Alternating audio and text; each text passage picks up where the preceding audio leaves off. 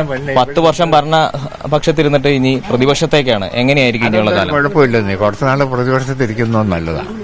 പിന്നെ പാർട്ടിക്ക് ഗുണം ചെയ്യും. പിന്നെ ഭരണപക്ഷത്തിരുന്നാലും അത് ഉപയോഗിച്ച് പാർട്ടിയെ ശക്തിപ്പെടുത്താനും ഗവൺമെന്റ് ജനങ്ങൾക്ക് സേവനം ചെയ്യാനും ശ്രമിച്ചിട്ടുണ്ട്. ഞാൻ ചോദിക്കട്ടെ, കേരള സംസ്ഥാനത്ത് ഇന്ത്യയിൽ ഏത് സംസ്ഥാനത്തെ കഴിഞ്ഞ് മാറ്റം കൊണ്ടുവന്ന ആരാ? ഞങ്ങളുടെ പ്രസ്ഥാനം. 1957 കമ്മ്യൂണിസ്റ്റ് പ്രസ്ഥാനം, 67 EMSന്റെ ഗവൺമെന്റ്, 80 മുതൽ അധികാരത്തിൽ വന്ന ഗവൺമെന്റ്, സർവോപരി കമ്മ്യൂണിസ്റ്റ് പാർട്ടി, ഒന്നായ കമ്മ്യൂണിസ്റ്റ് പാർട്ടിയും പാർട്ടി രണ്ടായി കഴിഞ്ഞ് അവിഭക്ത കമ്മ്യൂണിസ്റ്റ് പാർട്ടികളും രാജ്യത്ത് നടത്തിയ സമരവും പോരാട്ടവുമാണ് ഇന്ത്യയിൽ ഏത് സംസ്ഥാനത്തെ കഴിഞ്ഞും കേരളം വേറിട്ട് നിൽക്കുന്നത്. അതിൽ ഞങ്ങൾക്ക് അഭിമാനമുണ്ട്. ഞാൻ ചോദിക്കാം, നിങ്ങളോട് വെല്ലുവിളിച്ച് ചോദിക്കാം, നെഹ്റുവിന്റെ നാടാ UP. നിങ്ങൾ പോയിട്ടുണ്ടോ?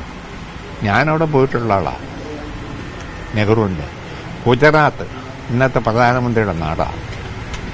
തമിഴ്നാട് മുതൽ അങ്ങോട്ട് നോക്കാൻ മിക്കവാറും സംസ്ഥാനങ്ങളിൽ ഞാൻ പോയിട്ടുള്ള ആളാണ്. ഈ കേരളം കൈവരിച്ച നേട്ടം ഒന്ന് വർഗീയ ലഹളയില്ല, ജനങ്ങളുടെ ഐക്യം, പുരോഗതി, അവകാശബോധമുള്ളൊരു ജനത, അന്യായം കണ്ട ചെറുക്കുന്ന ഒരു മനോഭാവം, ഇതൊക്കെ എവിടെ ഉണ്ട് ഇന്ത്യയിൽ?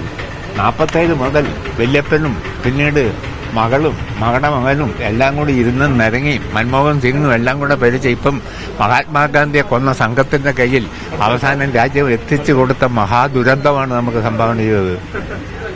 ഇതിപ്പോ അപമാനം തന്നെയാണ്. ജനങ്ങൾ തീരുമാനം ശരിയാണെന്നാണോ പ്രതിപക്ഷത്തിരിക്കാൻ? ഇടതുപക്ഷം പ്രതിപക്ഷത്തിരിക്കട്ടെ എന്ന ജനങ്ങളുടെ തീരുമാനം ശരിയാണെന്ന്? ശരിയല്ലെന്ന് എങ്ങനെ പറയുന്നത്? ഞങ്ങൾ തോറ്റു എന്നുള്ള സത്യമല്ലേ? ഞങ്ങൾ തോറ്റില്ലെന്ന് പറഞ്ഞാൽ ഞങ്ങൾക്ക് തലയ്ക്ക് സുഖമില്ലെന്ന് നിങ്ങൾ പറയല്ലേ? ഞങ്ങൾ തോറ്റു എന്നുള്ളത് സത്യം. എന്തുകൊണ്ട് തോറ്റു, അതിന് കാര്യകാരണങ്ങൾ എന്തേ, തിരുത്തൽ വരുത്തേണ്ടത് എന്തുണ്ട്, ഇതൊക്കെ ഞങ്ങൾ നോക്കി ചെയ്യും. ഈ സർക്കാരിന്റെ വികസന പ്രവർത്തനങ്ങൾ ജനങ്ങളെ ബോധ്യപ്പെടുത്താൻ കഴിഞ്ഞില്ലേ?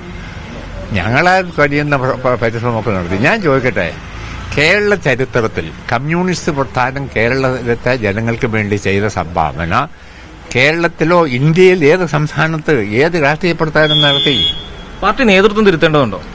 പാർട്ടി നേതൃത്വത്തിൽ വിശകൊണ്ടേ അതും തിരുത്തും. അതൊക്കെ ഞങ്ങൾ സ്വയം വിമർശനം നടത്തുന്ന പാർട്ടിക്കുള്ളിൽ ചില പ്രശ്നങ്ങളൊക്കെ ഉണ്ടായല്ലോ. പയ്യന്നൂരൊക്കെ അങ്ങനെയൊന്നും വലിയ പ്രശ്നമൊന്നുമില്ല. പരിഹാരം കാണാത്ത ഒരു വിഷയവും ഞങ്ങൾക്കിപ്പോൾ ഇല്ല. പാർട്ടിയുടെ നയപരമായ പ്രശ്നങ്ങൾ എന്തെങ്കിലും? അങ്ങനെ ഒന്നുമില്ല. ഒരു തിരുത്തേണ്ടത് നയമൊക്കെ ശരി തന്നെയാണ്. നയം ശരിയാണ്.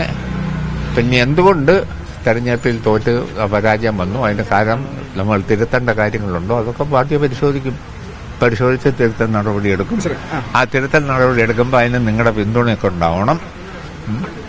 നിങ്ങളെങ്ങനെ വെച്ചാലും ഞങ്ങൾക്കിട്ട് വേലയെ വെക്കുന്നത് ഞങ്ങൾക്കറിയാം.